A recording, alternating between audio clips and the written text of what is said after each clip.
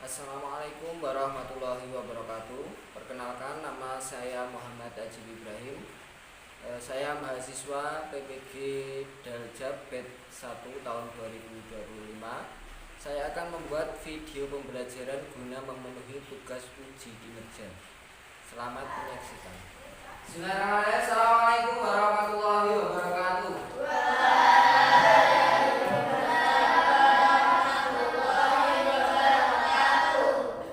Sebelum kita mulai pembelajaran hari ini, kita awali dengan berdoa dulu.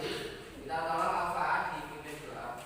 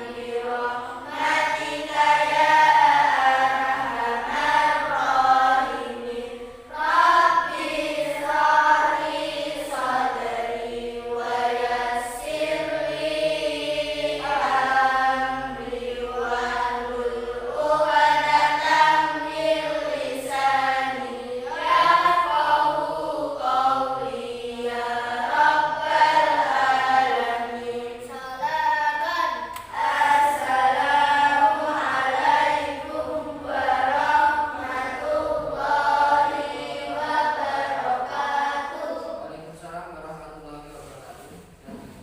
Terima kasih. Untuk hari ini yang akan kita pelajari adalah rukhsah dalam sholat. Nanti yang akan kita pelajari itu apa itu rukhsah, kemudian bentuknya rukhsah itu apa saja, caranya bagaimana, terus hikmah dari adanya rukhsah ini apa. Ya. Sebelum itu saya punya cerita. Ada teman kalian sakit, posisinya di rumah sakit. Dia tidak bisa kemana-mana. Jadi di tempat tidur aja itu di infus tidak bisa kemana-mana. Selama dia sakit dalam kurun waktu 1 minggu, itu dia tidak sholat sama sekali. Kenapa nggak sholat? Yaitu tadi karena nggak bisa kemana-mana. Sebagai teman, ya, sebelumnya sholat itu kan wajib harus dilaksanakan karena sholat itu adalah ibadah yang utama. Sebagai teman, apa yang kalian lakukan untuk teman kalian? Dia 1 minggu, jadi 1 minggunya rumah sakit itu nggak sholat sama sekali. Padahal sholat itu ibadah yang paling utama, yang wajib.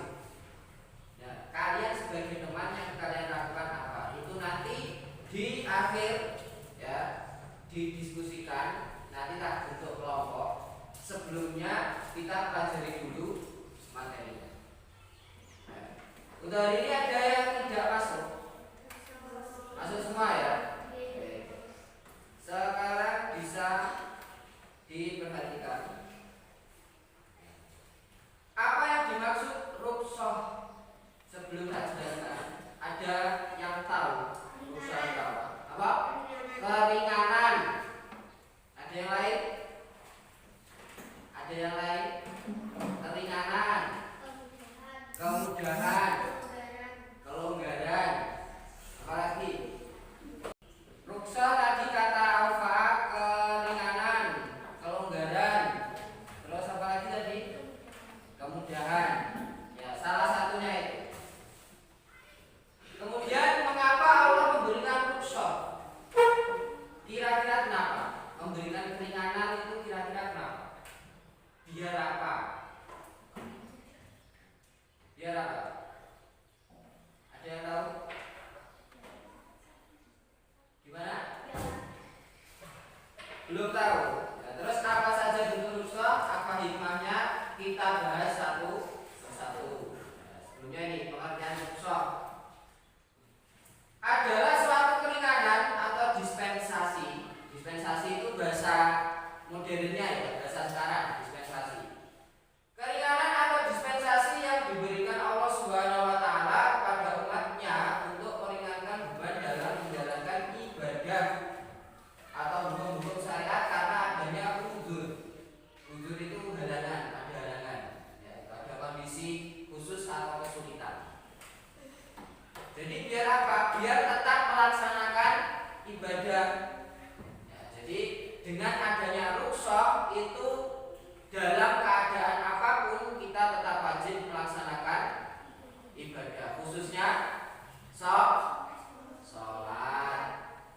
Terus kita lanjutkan macam-macam rukhsah dalam sholat. Gambarnya kelihatan ya?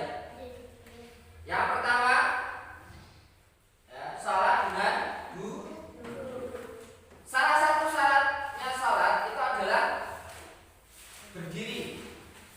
Ya, rukunnya itu masuk rukunnya berdiri apabila mampu. Kalau tidak mampu gimana Pak? Kalau tidak mampu dengan berdiri itu bisa dengan salah satunya yang pertama dengan duduk. Duduknya gimana? Duduknya seperti duduk iftiras. Kalau duduk iftiras apa? Duduk di antara dua sujud. Jadi caranya ya duduk seperti ini. Duduk seperti ini. Nanti tetap sedekap ya. Kalau takbiratul ihram itu tetap seperti ini. Tapi posisinya duduk. Kemudian kalau sujud itu tangannya di apa ini? Nah, terus badannya membungkuk sedikit. Tangannya tetap pegang lutut, di atasnya lutut sini ya. Terus badannya membungkuk sedikit. Kemudian kalau i'tidal itu tetap sama, tangannya tetap diangkat. Ya. Walaupun posisinya duduk, tangannya tetap seperti ini. Sujud itu sama dengan rukuk, tangannya di lutut, tapi membungkuknya lebih rendah daripada rukuk. Misal rukuk membungkuk sedikit, berarti nek sujud rada bungkuk nek. Ya. Kalau bisa sujud biasa, ya, nek bisa sujud biasa. Kalau bisa sujud biasa, itu ya sujud seperti biasanya. Paham? Kalau tidak bisa seperti itu tadi. Tapi nek bisa sujud seperti dalam keadaan normal, itu sujud seperti biasa. Bacaannya gimana Pak? Bacaannya tidak ada yang berubah. Yang berubah hanya posisinya. Ya, yang semula berdiri menjadi duduk. Yang pertama ini paham? Kita lanjutkan. Rukhsah yang kedua, kalau tidak bisa duduk iftiros, ya, tidak bisa duduk di antara dua sujud, misal apalagi lututnya sakit, ditekuk nggak bisa, itu bisa dengan cara yang kedua yaitu duduk selonjor. Jadi menghadapnya tetap menghadap kiblat ya, menghadapnya tetap menghadap kiblat, duduk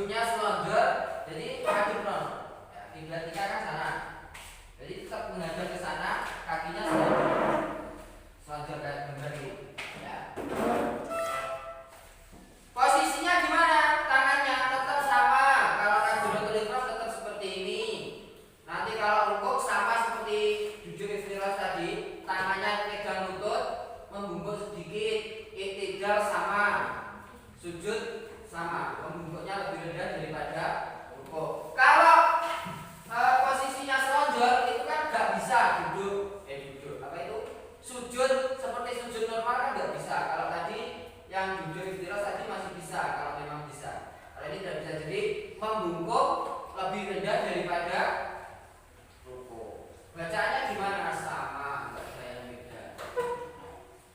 Yang ketiga, cara yang ketiga, kalau tidak bisa duduk, wis gak iso lungguh, gak kuat lungguh, gak kuat, bisanya cuma berbaring. Ya, seperti gambar ini. Tetap sedekap, kalau bisa sedekap tetap sedekap. Ya, nanti kalau apa itu rukuk, dia tetap tangannya pegang lutut kalau bisa. Ya, tetap pegang lutut, kemudian kepalanya dia Indonesia ini. Itu sebagai tanda, sebagai tanda perbedaan mana rukuk, mana sujud. Ya. Paham? Posisinya seperti ini. Miring tetap menghadap kiblat. Posisi apa ini kepala itu di utara. Ya, kaki di selatan, miring menghadap kiblat. Seperti ini. Paham? Yang keempat, kalau tidak bisa berbaring dengan terlentang, melumah. Caranya sama dengan ini, bedanya melumah. Ya, sedekap tetap sedekap begini. Kalau tangannya bisa diangkat, bisa digerakkan, ya, itu tetap apa itu? Tidak tetap diginikan tangannya. Menghadapnya posisinya gimana? Posisinya gini, lumah ini. Jadi kakinya menghadap ke kiblat. Ya, kakinya ini menghadap ke kiblat. Jadi mujurin ini. Ya, ini kepala. Nanti rukuk gimana? Kepalanya kalau bisa diangkat sedikit. Sujud gimana? Diangkat tapi lebih tinggi kalau bisa. Kalau nggak bisa, just diangkat saja. Kalau memang tidak bisa, itu berarti nanti masuk yang kelima dengan isyarat. Berarti wis gak iso piye-piye, wis gak iso ubah.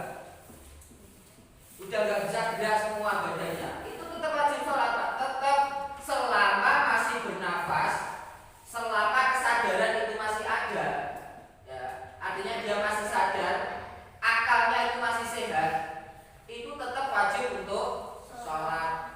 Yang tidak wajib sholat itu orang yang tidak berakal, gila, ya. Sama orang yang sudah meninggal tidak bisa sholat, ya. Bisa disolati, itu pun ketika mau dimakamkan. Wah, tapi kalau masih walaupun tidak bisa gerak, tapi kesadaran masih ada, akalnya masih sehat, itu tetap wajib untuk sholat.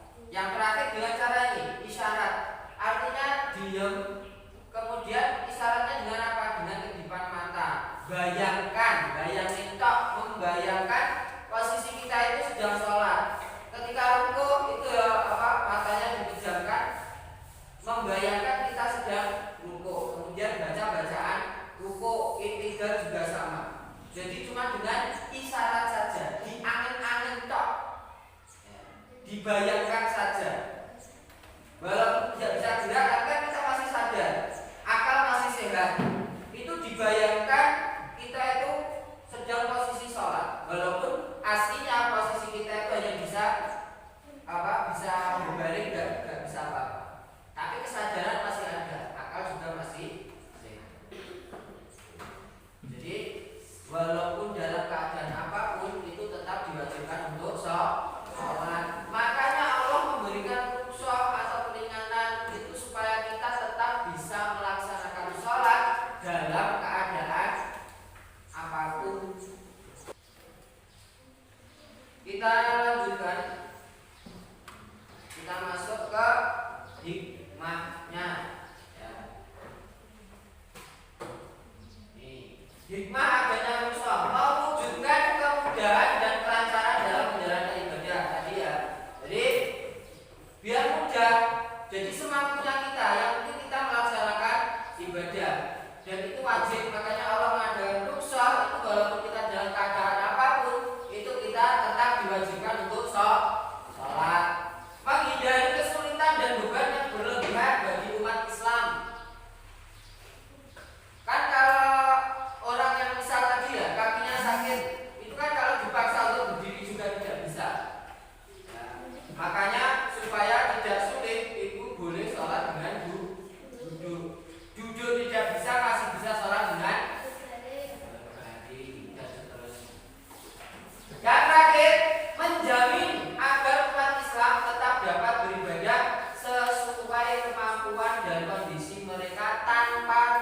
terbebani oleh aturan yang ketat.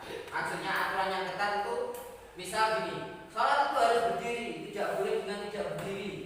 Akhirnya yang tidak bisa berdiri tidak sholat. Makanya adanya kemudahan kalau tidak bisa berdiri dengan duduk dan seterusnya tadi. Baik itu. Oke, kita kembali ke masalah awal yang tak ceritakan tadi. Masih ingat apa tadi? Ada teman kalian sakit di rumah sakit, gak bisa kemana-mana. Selama sakit itu dia tidak sholat. Kamu sebagai temannya, apa yang kamu lakukan setelah kamu tahu materi ini tadi, bahwa sholat itu tetap wajib dalam keadaan apapun? Yang kamu lakukan apa? Coba didiskusikan sebentar ya. Jadi dua kelompok aja ya, laki-laki sendiri, perempuan sendiri. Didiskusikan yang kamu lakukan itu apa?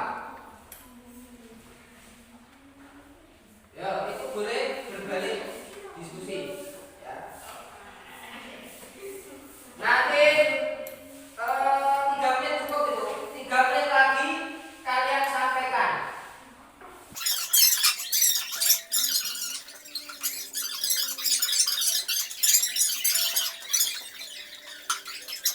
Oke, yang mau menyampaikan siapa? Bapak, ada bapak.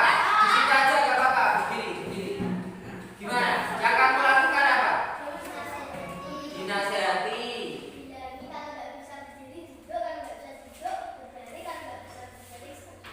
Itu, jadi gua omongin tetap harus sholat walaupun tidak bisa kemana-mana gitu. Bagus. Yang perempuan satu saja siapa? Mainkan. Pemberitahunya bahwa Allah memberikan rukhsah atau keringanan kepada orang yang tidak dapat melakukan sholat dengan sendiri dengan cara duduk sewajar, berbaring, terlentang maupun dengan isyarat. Ya itu. Berarti kacamu apa itu temanmu di rumah sakit buat ceramah ini. Ya nggak apa-apa, emang seperti itu. Jadi gini ya, tetap diingatkan, tapi cara mengingatkannya dengan cara yang baik. Jadi kesimpulannya itu tadi ya, dalam keadaan apapun. Halo. Dalam keadaan